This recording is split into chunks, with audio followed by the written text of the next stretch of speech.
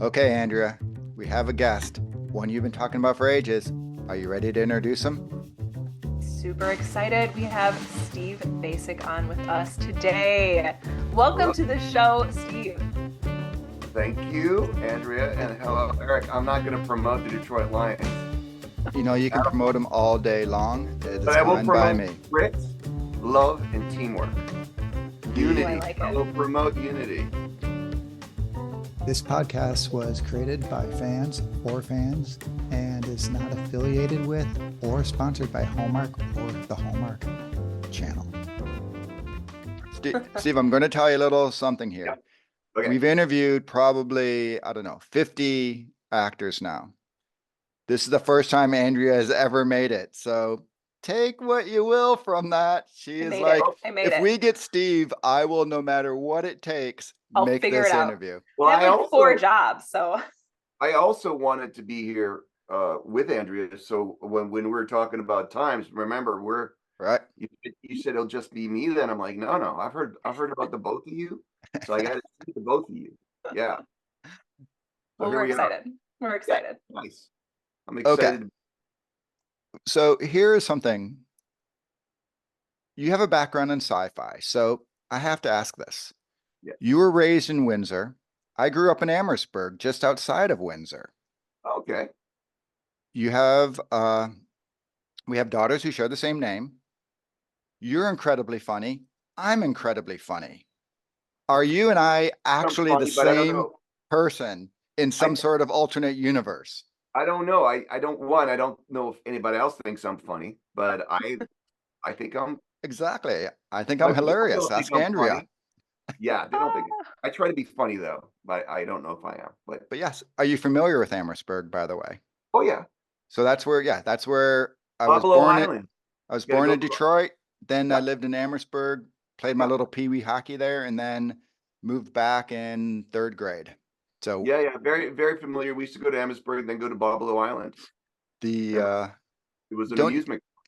don't meet many actors from Windsor though. So Uh I guess not. No. No, there's a few they're actually trying to they're trying to start movies shooting in Windsor, and they've done Detroit, obviously, in Michigan.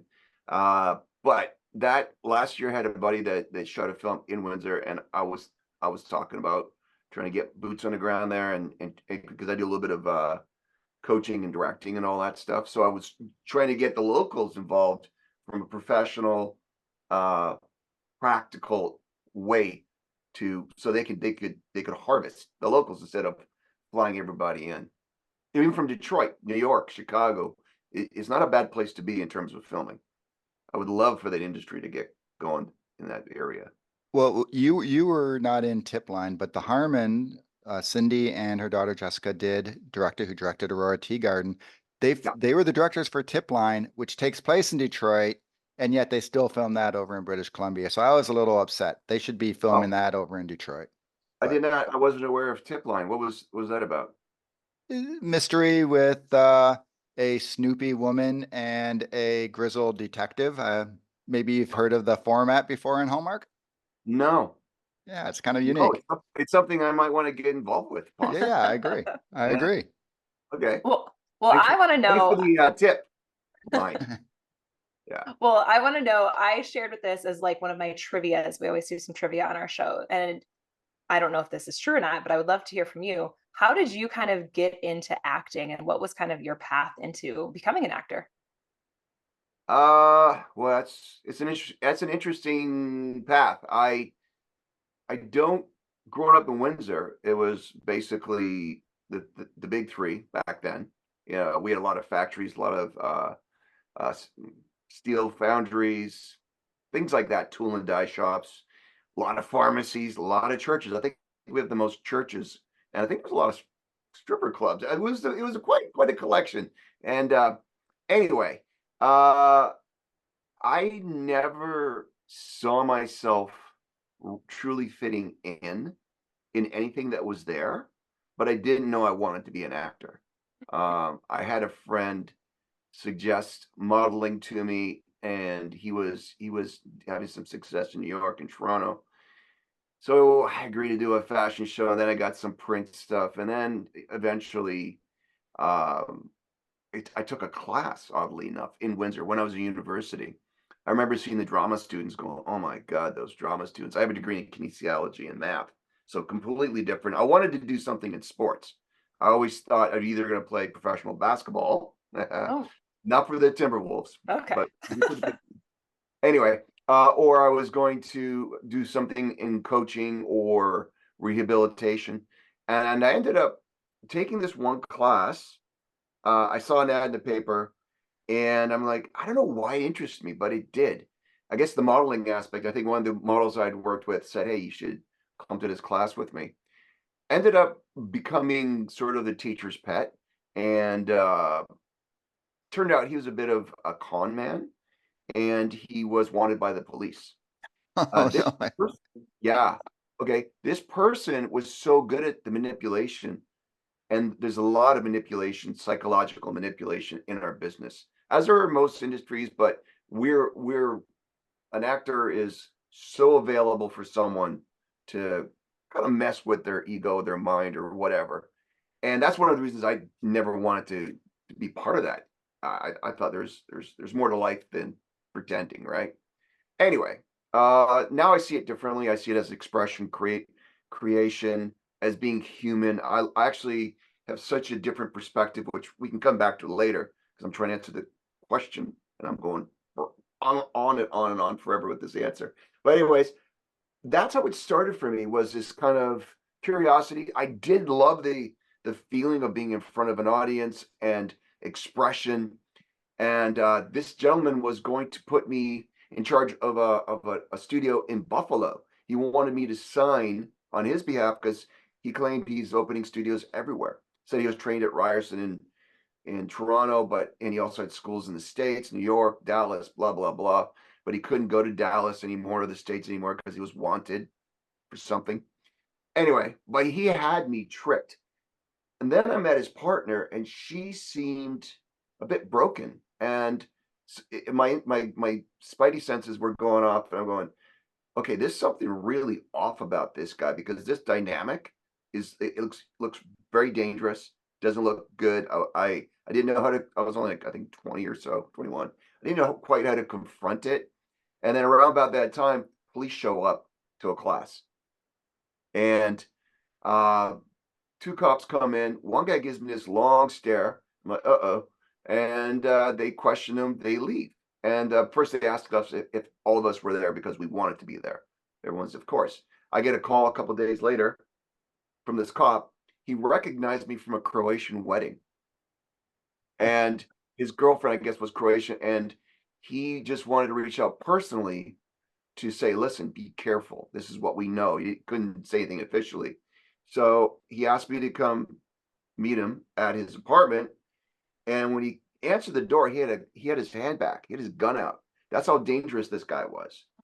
He Gosh. figured somehow this guy had gotten, a hold of the information. Maybe that's because that's how good he was at convincing people to be on his side.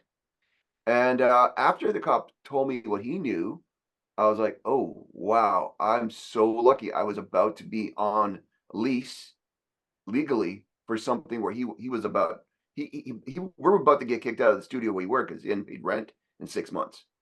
So after that experience, I was like, no, acting is not for me. No way. I'm done. No. But then once I finished university, I started actually bought a franchise out of Minnesota called ARC. Yeah, it was an auto refurbishing interiors, exteriors, anything to do with plastics and molds and whatnot. I was a little bit of an entrepreneur. I didn't really know how much I was, but I wanted to buy a property. I wanted to get businesses. I just didn't want to do typical things, right? So I ended up doing a bunch of different things for the first year or so out of university. And then I was asked if I wanted to do a road trip. And I was right about the stage where I was like, I just bought my second house in Windsor. It was so cheap you could buy anything back then. I was in my second house. I was going to become a slumlord. I thought I'd buy a couple of properties a year and, do whatever. I don't know what I was going to do for entertainment. Did the road trip, saw a production. I think it was Jump Street on the streets of Vancouver. And it kind of woke me up again. And then maybe 6 months later, I decided I was going to go Vancouver, then LA, and give it a try. Just leave my hometown behind. I don't know why, but it just felt like it was the right thing to do. I ended up getting into the business like that, and I've tried to leave it multiple times, and it just still doesn't make sense to me. It's still, even though we're creative, it doesn't feel like we're allowed to be fully creative. There seem to be a lot of rules in place today. And there were different kind of rules before, which I didn't agree with either. But it's a rough business, just to put it that way. But that's how I got in. I dabbled in more. I wouldn't say I've written scripts, but I'm better at doctoring story. My math mind can take ideas just like formulas, and I can find the through line. So subtext or story arcs or character arcs, all that stuff seems to just click for me. And if there's a problem, I can find a solution as long as I know which direction the show wants to take the story. Or if they don't want the help, I just stay out of it. So I like creative stuff. That's why I like if I coach someone. I started coaching first time around, probably about 10 years ago. We're trying to start a program up north, an inclusion program before it was popular, where we would train people in these small towns, give them skills in film, and then my aspect was creative.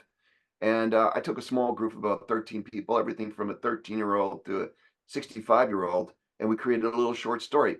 My agent found out I was doing this, and he said, "Well, I got this new kid. Would you mind coaching her?" I go, "Well, I don't really coach. I just do what is sort of an organic hybrid of something." And I go, "Well, sure, I'll try." I met her. She was wonderful. Never had acting classes before. And she ended up getting close on her first audition. Then she got booked on Steven Spielberg's show, The Whispers, as one of the main villains in her second audition. And then from there, it was like send me more people, and then some other people found out. And I would take these kids, and there was adults, but I'd take these kids like from musical theater backgrounds, and in 3 or 4 hours, I could take their audition and I could sort of make it very presentable. And then a few of them started getting screen tests down in LA with Imagine Entertainment for comedies, for dramas, for whatever. But it took a toll. Like I would have to invest so much energy, but that part of it, that's to this day what keeps me around. If that makes any sense. Yeah, I love it. And what a journey. Yeah, we have to play within. And so now when I advise people or anything, even myself, because I look at myself as a separate entity, there's certain times where you should talk your ideas out, and there's other times, well, you really shouldn't. I had one coaching with Taylor Sheridan. Taylor Sheridan, Yellowstone. Right. Back before he was famous for writing, he was an acting coach, and I was down in LA. And my agent said, you should be booking more. You should be. I was just my first trip down there, and I was getting a good response, but I tested for a show, but I didn't book a show. And he goes, everyone's getting coaching. And I asked my friend, well, who do you go to? She goes, go to Taylor. And he coached at the network level, and came in, did my thing for him, and goes, yeah, that was good. So what else do you do? I go, besides the work? I go, what do you mean? What do you do in the room? What do you do when you enter? So I explained to my sort of, I'm like, hey, you guys, I'm very friendly and I talk and blah, blah, blah. He goes, they don't want that. They don't want that at all. You're there to potentially sell them a $50 million show. What they want to know, they want to like you, but they want mystery. They want to know, can you do the job? Can you go from here to there? And you got to be careful not to outshine. Don't explain your choices. Like I always had the idea that I want you to know I'm more than just these words. I want you to know that I can, analyze a script, come up with interesting choices for backstory, blah, blah, blah, whatever. Be creative. I thought that was my job. And, he expressed to me, he goes, well, you can do that, but you got to have a certain limit to it if you want a book. So I learned that, and it definitely made a difference. And I would say it kind of affected me. It took a little bit of the joy out of it, because I like just being open. I don't like playing games. But now I advise people, just take it easy. Do you tell Once you're them on- to, do you tell them not to, Yeah. talk Once too you're on much? set, once you're on set, though, it's a different story because they'll go, "What a real human! What a nice person!" And I always think that as actors, that's all we are. We should be human. And my philosophy now is, don't play a game. Be as human as you possibly can and explore who you are. And if you're in the business of sharing who you are, accept who you are, but you got to know what you're working with. Most people don't do self-reflection. They're not in the moment. And so that's sort of my philosophy and approach to life. But so now I adapted that to what I do in terms of work. But again, it's got to be tempered. You got to be a little careful. If you offer advice on a set, you got to be careful who you offering the advice to. And my advice is always about making story better, making it make sense. That I always look at it as an audience member. If I have less lines or less camera time, I'm okay with that. If the story makes sense. Yeah. I would That's say a that's long probably a minority of actors. Seems like most are trying to get more lines, more visibility, right? Yeah, it's and again, so I get it when I start suggesting things. I get it. I get that. Oh God, an actor, what's he doing? He's talking and he's talking words that aren't his. I mean, they're his own. They're not written. They're supposed to just no. They're not all like that. Most people are very collaborative these days. But I guess for me, I do like to structure story, and I also like to discover it because a lot of time my first opinion on something is not the one I'm going to stick with. Other times, my first opinion is after 20 tries, I go back to it, and it's an interesting thing learning how to communicate for the camera. So, yeah. All right. Well, we're going to do a little icebreaker, ask a couple little fun, light questions. Short answers, not a lot of thinking here, just top of your mind, right? Oh God, not a lot of thinking. Right. You don't have to worry about it. Well, this one I'm going to start out tough, but what is a hot food take that you have that may not be popular amongst everybody else? I mostly vegetables. I'm mostly vegan. Does That's a that fun qualify? fact. Yeah. Yeah. Yeah. You're speaking in Andrea's world over here now. I'm also a yoga teacher, so this is where I'm like, oh, yeah. Yeah. I mean, I was being Croatian. It was always like meats and cheeses, and that's about it. And now I'm different. So yeah, I'm a good cook now. I'm a much better cook. Very, very tasty. Well, I would like to go on Eric's off his icebreakers. Yeah. I want to kind of dive into the mysteries. So since we do a lot of the mysteries here, you've been in several. Yeah. You were Jason from Garage Sale, which that is my favorite Hallmark mystery series. So like that's my top. You were also in Mystery 101 as Mac McKinnon, and then Yeah. obviously now Detective Cook in Aurora Teagarden. So from those three, which one would you say you're most similar to, if any, or are you completely different from all three of those characters? I'd say I'm like a stew of all of them. A You're putting veggie me stew. hot. I'm literally the nurturing husband and the stupid dad joke guy. As Jason, we had a lot of off. Once the take was done, we just kept going, and at first it was annoying. Then they said, "Just keep going, like don't stop," like because they liked my off the cuff humor. So, and not everything makes it take, but that was my humanity. I wouldn't say I'm as gritty as the 10. I mean, there was a lot of heart to the character. I would say it was Tom Kinney. I can't remember the characters from Mystery 101. There's a bit of me there because he was falsely accused of something. And then as far as Captain Cook, Captain Cook would be that dark secret, where you give yourself permission to just express yourself with no filter. And that could be part of me that I wish I was more like, but my true nature is to be way more considerate than Cook. But Cook does have a heart, Yes, he and does.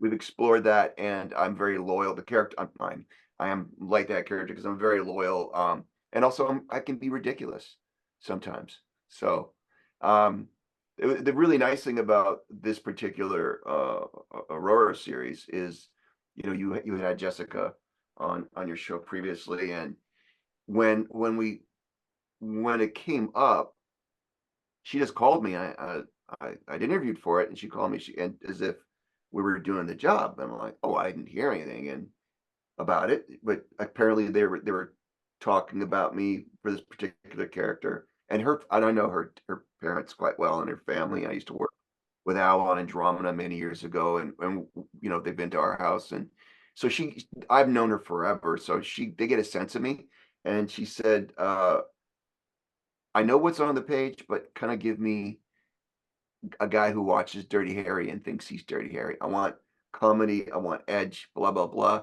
I go, well, it might take a little bit of massaging and do that. And then we had to sort of work with Smith, so Cook and Smith, the two cops, rookie, senior. We had to sort of figure out that dynamic. And I love Evan Roderick. He's actually we did a garage sale mystery together when I first met him. I don't think he was 20. Such a mature old soul, great guy. And so when I got a chance, we're working with Evan again, he was open to everything and he had great suggestions, and we started forming this unique dynamic in chemistry that I think translates on screen. I haven't For watched sure. haven't really watched the second or third. I don't know if I watched any of them actually. I can't remember. I don't They're generally watch. great. Highly I don't- recommend watching them. Yes. I like because I would watch as it's being made, and obviously in ADR, I would watch and I go, wow, this looks different. This looks good. I like that we were able to do things that weren't as user friendly. You know, I get to clear desks and eat donuts and have tantrums, you know, like a little child, and it's kind of fun. And like I said, working on that set with Jess it's amazing. She was an actor before. I mean, she's still an actor, but she kind of gets it, and it's a blast. We said it. The question? Did I answer Yeah. that? Yeah. Okay. For sure. You said it too. Jessica definitely has a different director style than you see in all the other mysteries there. So Aurora looks completely different, feels complete. And that's when we discussed it in our reviews, that's what we had said. It's totally different than what you expect in a Hallmark mystery.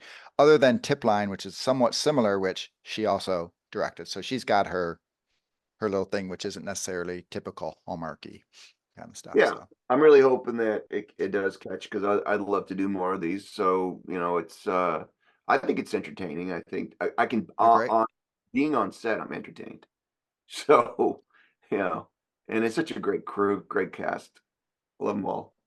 So we're going to move on to actually some of your movies now. You were Uh-oh. in Love Classified, which was a really groundbreaking movie for Hallmark. Like and it got a lot of backlash from a certain segment of people. When you were looking at the role, did you have any hesitation, or were you like excited knowing this That's what with was a Sarah whole Rue? different thing? Is that the one with Sarah Rue?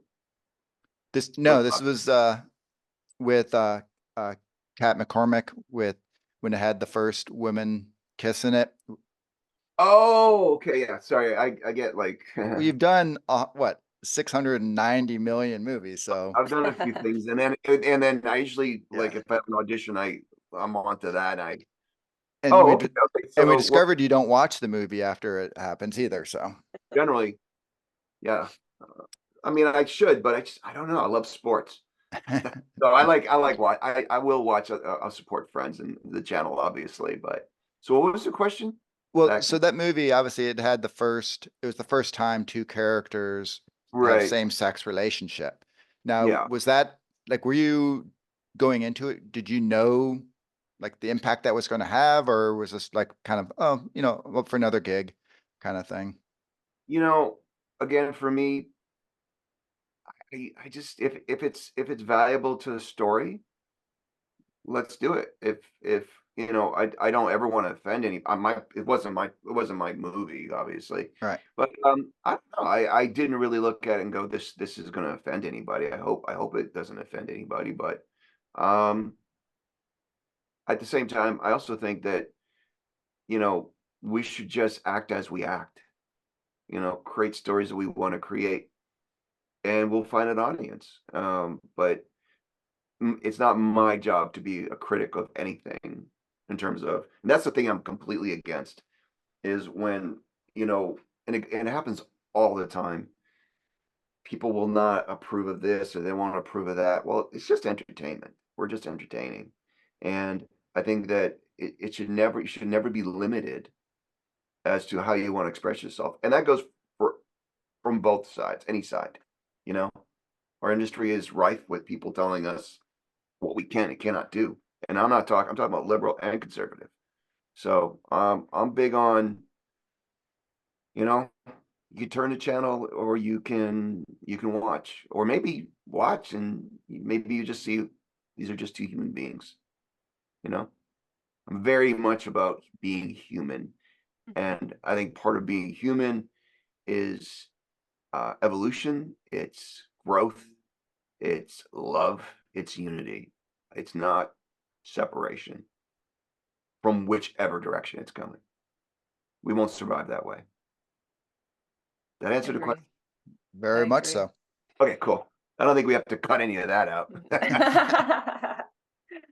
Well, I want to know because I watched Virgin River and I was pleasantly surprised when I was watching it, I don't know, a couple seasons ago. And I'm like, "Oh, there's Steve Basic. How exciting." Wow. So I know I recognized you right away. What are some of the differences maybe between working on Netflix compared to Hallmark? Is there more tighter reins on one versus the other? Do you have more freedom on one? Or is it pretty much just kind of standard? This is how they operate. Um, I don't know in general, but from my perspective, again, I approach everything kind of the same. I like to see what the temperament is on set, and then I'll know whether or not, how far I can go with my ideas. And again, my ideas are just there to hopefully get clarity on my character, get clarity on story. And like I said, oftentimes I will say, this would make more sense if they said it, just because it's more consistent with what the relationship is between these characters. As far as Virgin River, they were pretty open to everything. I knew a lot of the crew and directors. Some of the directors I hadn't worked with before, but I knew the cast very well, and everyone was open to almost the same kind of thing. Like let's just make this thing good. And so there was a lot of similarities there. Uh, the business in general right now seems to be one of, let's make sure we're taking care of each other.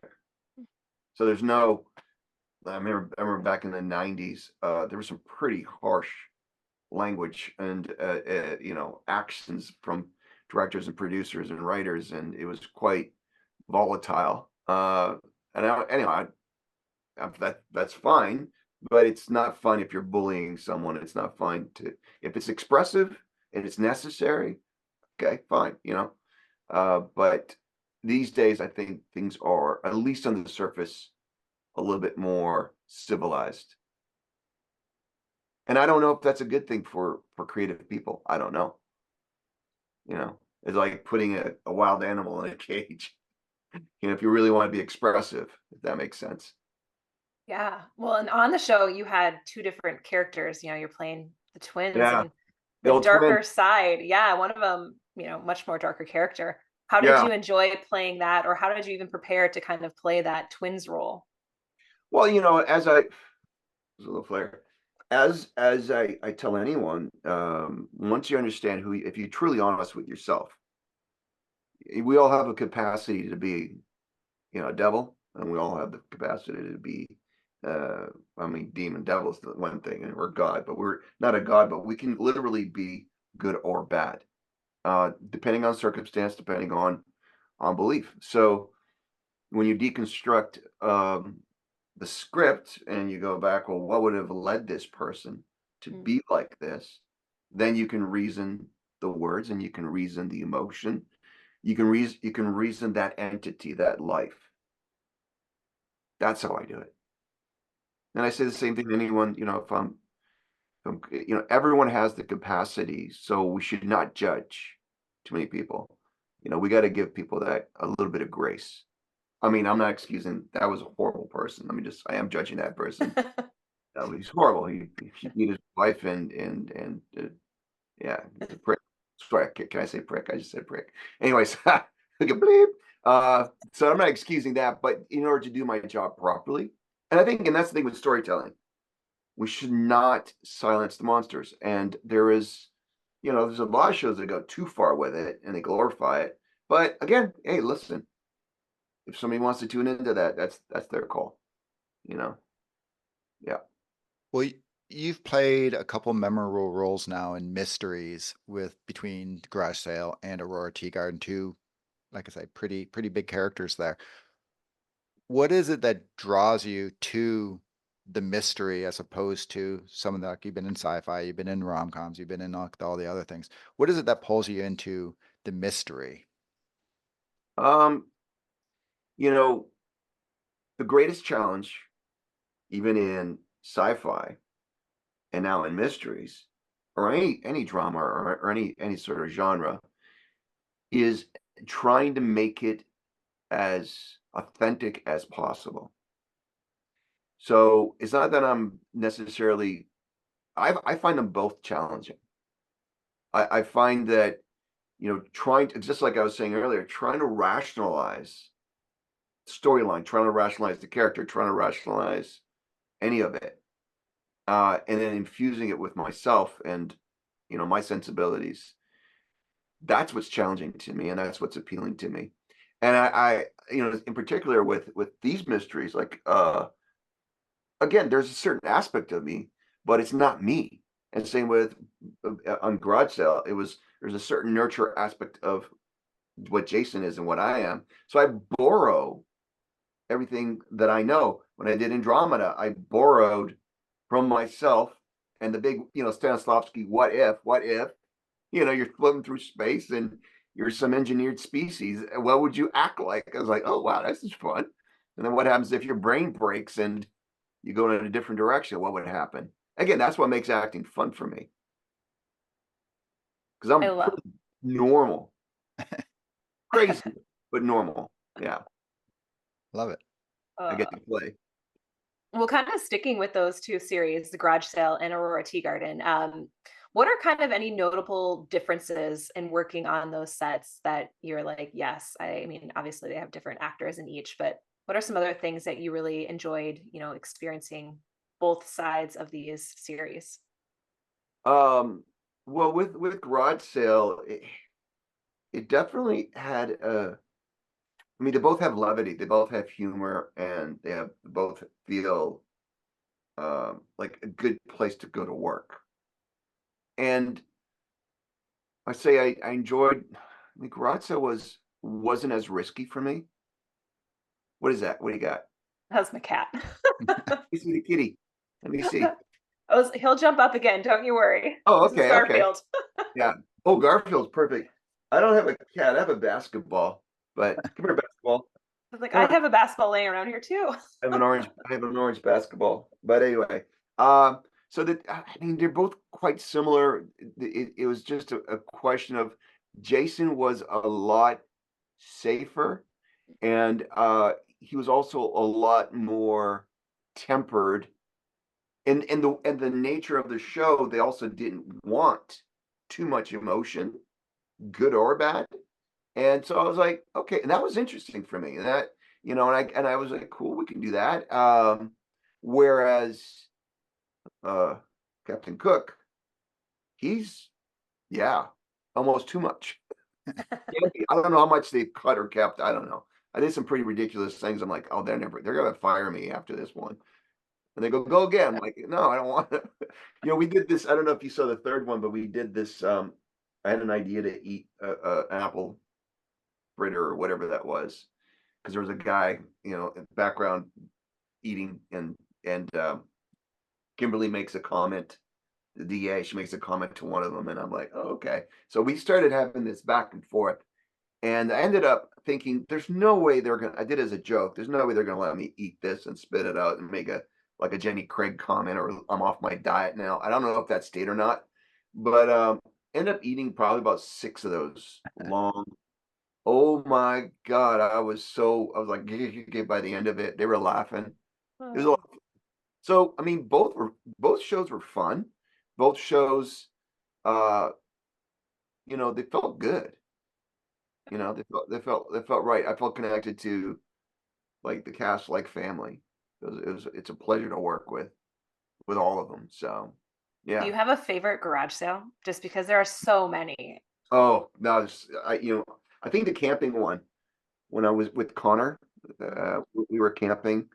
Uh, I don't know why that one was. We're just outside. I guess we're outside of our normal environment, and I got to know Connor quite well during that, because it was like me and Lori, and it's the kids aren't passing. But in that one, we got to bond and connect a little bit, and that one kind of sticks out. I do remember them leaking water. It's the physicality of it. To me was what sticks with me. Otherwise, it's just words. I like the physicality and the emotion. We're gonna have to review that one. I don't think we have. Yeah, reviewed it I don't yet. know why, but to me it was funny. I just thought it was funny. Eric Yeah. has not seen them all. I have seen all of them Yes. multiple Eric. times. So I know. Got to get Eric on board. Okay, I I'll haven't be seen here. all of Ready? You want some honesty? You want some transparency? Andrea has been a huge Steve Basic fan forever. We have Right. so many of our fans who follow us are all like, Steve Basic, love him, he's great. And I've been like, he's a cool Mm. guy, but I don't quite get it. And then I will say, Captain Cook, I was like, I'm in. You turned him I'm into the a Steve. fan. You turned Yes. him into a fan. I'm like, sign me up. I'll be in the fan club. I'll be the treasurer. I'll be whatever. And then the other day, I was telling my wife the story, and I'm like, it's like, well, who is he? Let me see. So I pulled up a picture, and she was like, oh yeah, he's good. So you're not the ugliest guy on the planet, I've discovered. Whatever. Well, you here's the snapped. thing though about that. So Mhm. going to your Jason, he was all clean shaven. Like, did you have to shave just for that, or was that like a clean Yeah, shave I all had your life? actually Lori had met me on that other Hallmark show. Oh my God, people are gonna hate me for this. When calls the heart? Yes. I was playing. I had long hair. I was a Pinkerton agent. This was first season, and it was very gritty. It was Michael Lennon Jr.'s show at the time, and I met Lori there. And then I'd read for Jason, I think, but there was another actor playing, and then there was some sort of conflict between him coming back for the second or whatever. And Lori had suggested me, so he just called me in for a meeting. But they're like, yeah, we have to. My hair was longer than it is now, and I had more of a beard, and so yeah, I got cleaned up for that. But this is interesting. So as I started doing all the garage sales, I met producers, and they would do films, and they go, well, they would see if I was available, and I'd be between shows, and sometimes I couldn't shave. So I think I'm not saying I am totally, but it might be the reason why the hair and the beards are more acceptable now, Hallmark. Because I was in this one Christmas movie, and they were just pulling out the razor, like they're gonna take off the beard. I'm like, whoa, whoa, whoa. I have a specific thing where I cannot, my appearance can't change because I'm on something else. And like, well, the director's gonna lose it. I'm like, no, you won't. They know, and the producers approved it. So sure enough, yeah, it was fine. And in fact, I think Jessica said she didn't care if my hair was like this for Cook, but I ended Oh, up perfect. well, this long be no, it's 19, it's like 2000. I don't know. It wouldn't have 2009. been. I do have an idea though. It's pretty. I have a lot of ideas about Cook. Most of them aren't good. They're funny, but the most of them aren't good for his character. But yeah, she was fine. But I ended up cutting it just for sensibility, and because we're talking about trying to do many of these. And so I wanted something that where if I was working on something, I could, it wouldn't be so far out there. Because if I'm like this, I could lose jobs as well. So you got to kind of adapt. Yeah. Well, you're in a That's a prequel. question. I never know if I answer questions because I go on You're tangent. you're fascinating. These are awesome. Yeah, the Oh, tangents are okay. amazing. Okay. Cool. So you're in a prequel for Aurora Tea Garden, but I had this idea of, well, as Andrew said, I'm not the hugest fan of garage sale mysteries, but I have a way to turn me into one. Doing Okay. a spin-off where you and the daughter Hannah come back, like Jennifer's murdered and she now becomes the super sleuth. I Okay. assume you'd be okay with hopping aboard a mystery like that, right? Well, I mean, work's work. Exactly, right? Let me just say it, and you know, my life was upturned with all that stuff that happened with Lori. Unfortunately, you know, we were set to do a bunch of them. Like we were very popular, I guess, and I didn't want it to end, and you know, life happens, right? So yes, I'm open. I had an idea actually for a mystery. And I'm not gonna name it. I'm not gonna say what's out there right now, but there's a show out right now. It's very popular. It's a bit comedic, and it was almost identical to what I pitched. And so I, I'm good with new ideas. I'm good with it, and I like I said, I have a lot. I was actually going to revisit my old idea, but this new show came. I'm like, it's too similar.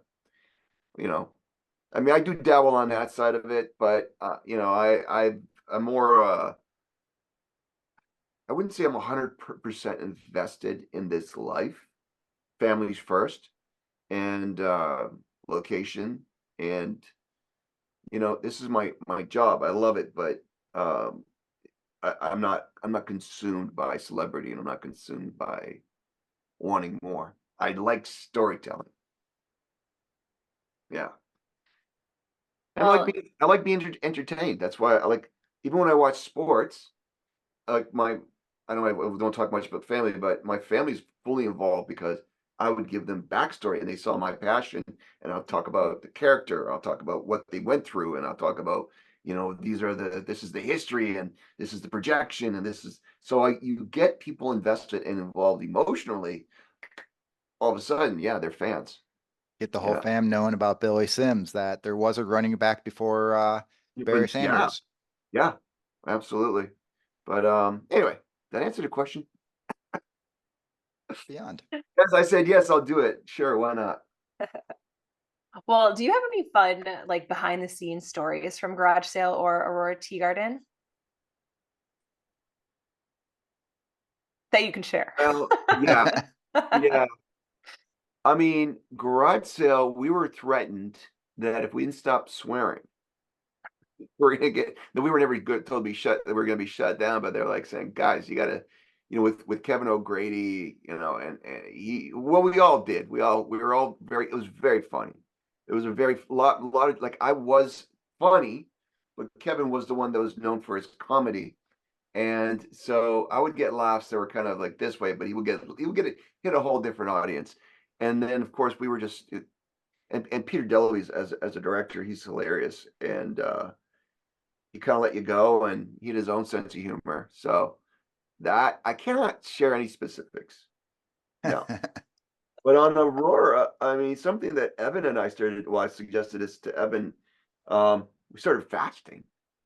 I used to do a lot of fasting.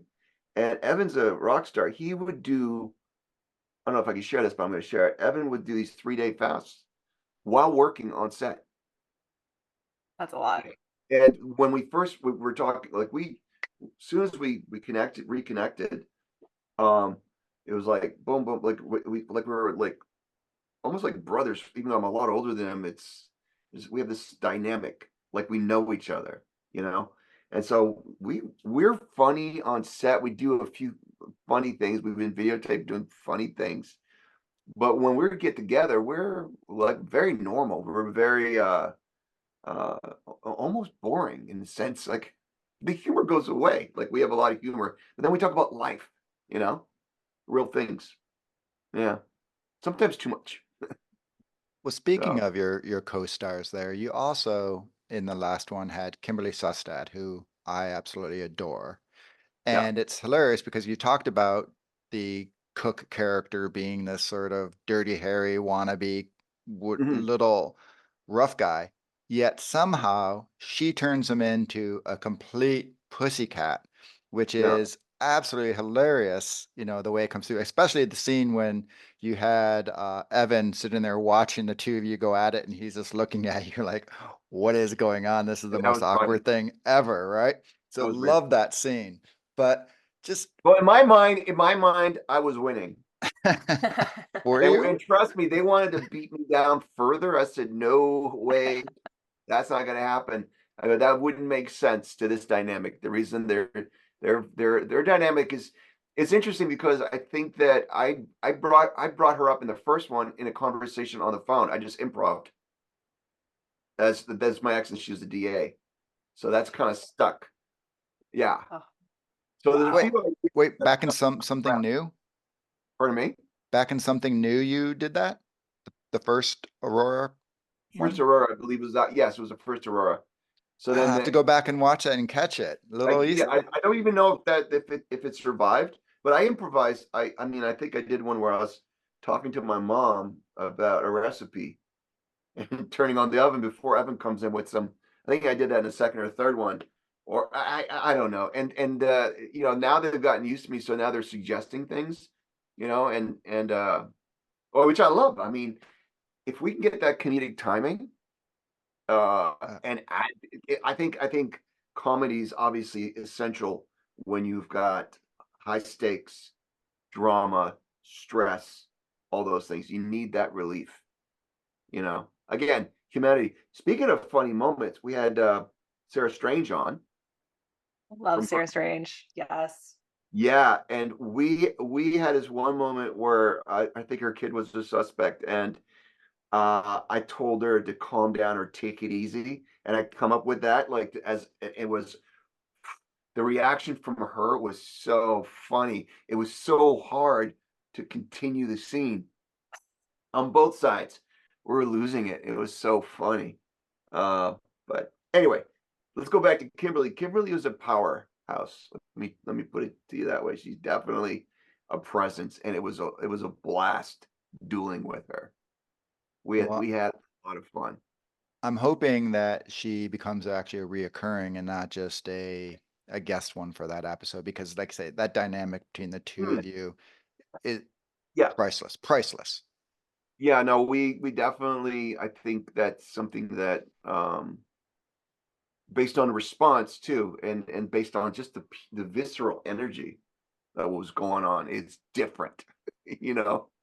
And it that requires a lot of believe it or not, it to stay in that, because you're the character and you're a person, and you want to keep that separate because you don't want that to carry over.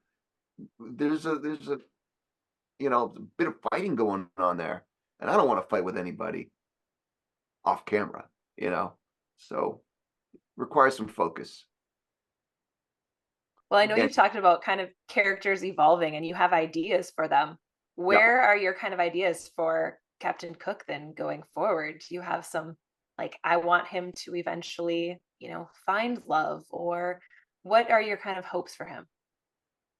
Well, I think in any respect, I think it's you would get to see a little more of his backstory through the mysteries and through his evolution with detective, well, Officer Smith, Evan's character. We did a little bit of that where he kind of gives him a little fatherly advice about life. He has some really great redeeming qualities. To balance that with his lack of success in solving crime. No kidding. I would like for the audience to get to know his backstory. Mm. And I have my ideas for it, but it's like I have to work with whatever they give me. And in terms of, I'll present whatever, and the writers will write. If there's another one, they'll write, and I'll go, well, what if? And then if it doesn't affect the production too much, they'll usually go with it, and it's kind of a good team, Well, Um, we I'd like called to out make it. that, sorry, we I was called gonna out that scene with you and Arthur when he came to you asking for like, how do I balance life and being a cop? Yeah. And it Mhm. was Such a very good scene. interesting to see, because usually Cook's very, like you say, I'm a tough guy. I wear my leather Yeah. jacket. And he showed Yeah. a really vulnerable side that we hadn't seen in other things. Like you're really asking me, the guy who's, divorced 3 times, but it's a balance. You get, trying to explain. That was a great scene in that movie.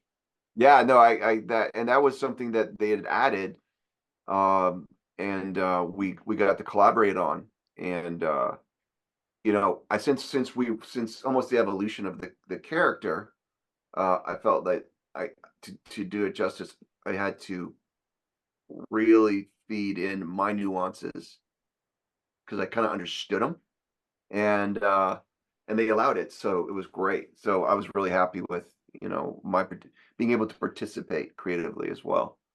Um, yeah, it's that's more of that, but it's sort of like in reality, we tease, we harass someone that we really care about, and we don't necessarily respect or care them, like in terms of their relationship.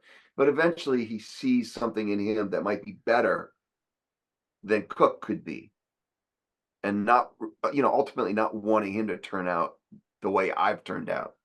So like accepting your fate, but hoping better for others. If that makes sense. Boy. All right, Yeah. last question for you. He'll be a philosopher. I think that there's When a he scene retires? somewhere. No, he's in a sweat lodge somewhere or in a sauna, and I think it'd be so funny if Smith comes in with he's stuck, he's got a problem, and it says he's got this one secret that nobody knows about. It's some one, I don't know what it would be, but somewhere where he's like, he would go, wait a minute, you're a Buddhist or a Stoic, and you meditate, and you're in this, you know, just on Sundays for half an hour. I don't know what it is, but I think that would be funny. That would be so Oh. Cook. I want to get us on a golf course. I actually pitched this already. I want to get us golfing because I just took up golf again and I love it. And I wanted to do I would love to do like a tournament where fans can come and hang out. Oh, you're talking real life, not a scene. Oh yeah, but Oh, I'm like, in wait, real life. can Evan play golf? What? Oh, I love it. Yeah. No, we actually we started. Well, he was a great hockey player, and he's he's a good athlete, and so he's not he's just taking it up as well. I think it'd be pretty funny. I think it'd be dangerous for the fans, but I think it'd be pretty funny. What, Don't stand in front of us or behind us. We don't know where the ball's going to be, but it could be That's entertaining. great. now, Either you're that or Smitty and Cook take jazz or something, some hip hop class. Like my chiropractor says I'm too stiff. I'm sitting all the time, so he suggested hip hop. That'd be pretty funny.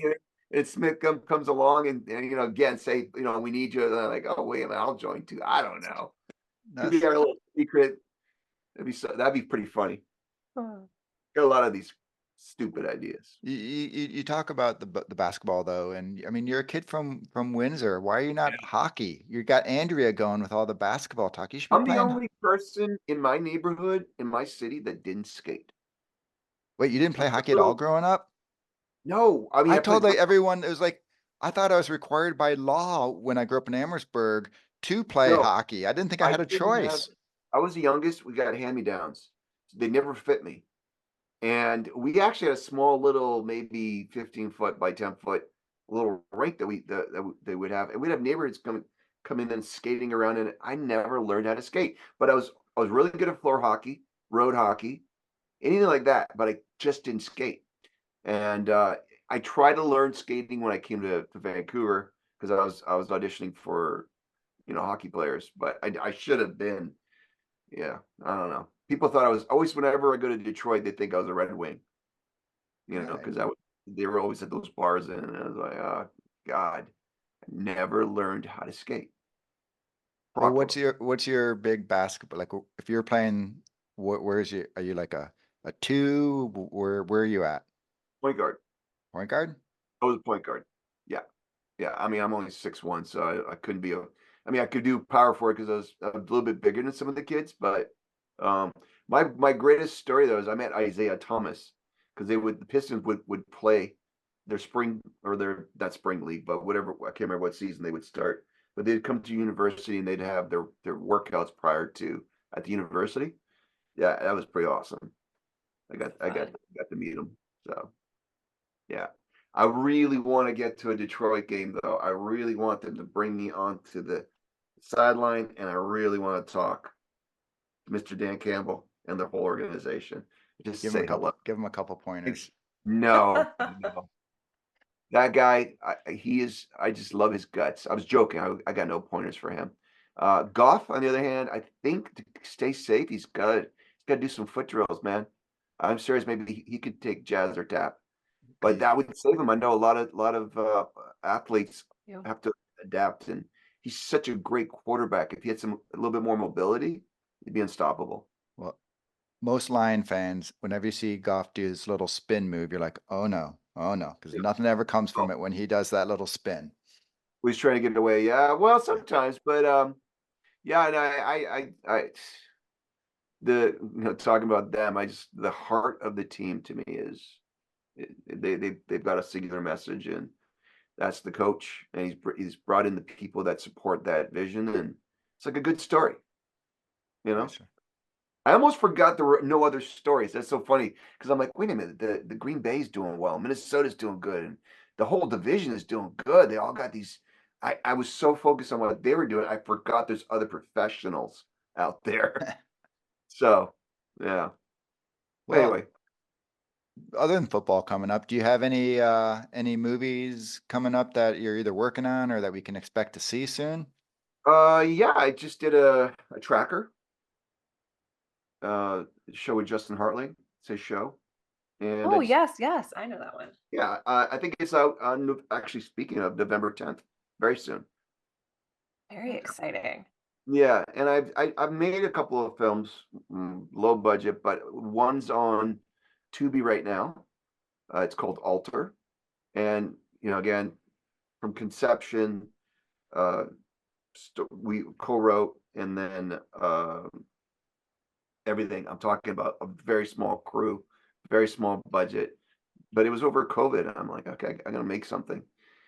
And then I just did another one, but again, when you got a small crew and you're at the mercy of an editor, or it's so frustrating. But I sometimes I get these sort of moments where I just got to make something, and I'm almost feeling it again, and I have to remember the bad experience I had from the last one. But I'm just actually, this one was delayed. It's called A Shrink, a Flat, and a Broken Key. It's been delayed by a year because of this kid, and I still think, though, I think I got a distribution deal with it as well. If I had a little bit of money, yeah, Well, if you need some cheap talent to come up and just be some actors, Andrea and I yeah, will be there for you. you gotta, but you gotta do. I They'll- don't know they'll about me, cost- Eric, but they'll cost you money though, and you don't want to do that. I would never do Oh. that to you. I'd never do that to you. Where are you guys located now? I'm Minnesota. I'm in St. Paul, Minnesota. Oh, okay. Yeah. And I'm down in Phoenix, so Okay. I left the cold and Wow. go back to Detroit every so often, but Okay. for the most part. Okay. So- So the Arizona game that was not in. Yeah, it was here, so we went to it. You go- Very, Oh, very nice. good time, and it was crazy because it was probably 60% Detroit fans. Yeah, So they traveled. they used to not, because we always go to Oh. that game, and it used to be not, but now it's almost, I feel bad because like I've gone through all the pain, and there's so many new fans now who, now that they're good, they're jumping. I'm like, you don't like Yeah. whatever, but you have to accept them because whatever. Yeah, They're when I was- there's America's No, team it- now. Gear, when people were buying me gear a few years ago, people were like, why would you want, just prior to COVID, one of my birthdays, I was getting Detroit gear. And the person's like, why do you want to buy Detroit gear? And yeah, I've always bought it. I've always had it, So yeah, whatever. I don't care. I'll take the support. Right. But I wear Hopefully blue this is the year. gym. I always wear blue now, and everyone at my gym is starting to wear blue. I think it's subconsciously there because it looks good. Great. Yeah. True. Timberwolves are blue, so It's better I than can purple and support. white, or purple and Exactly. yellow, whatever the Vikings, purple and something. Whoa. purple and gold. Fight. Gold. Let's not fight. Come on. All right, gang. All right. Well, thank you Thank you very so much. much, This Steve. was a blast.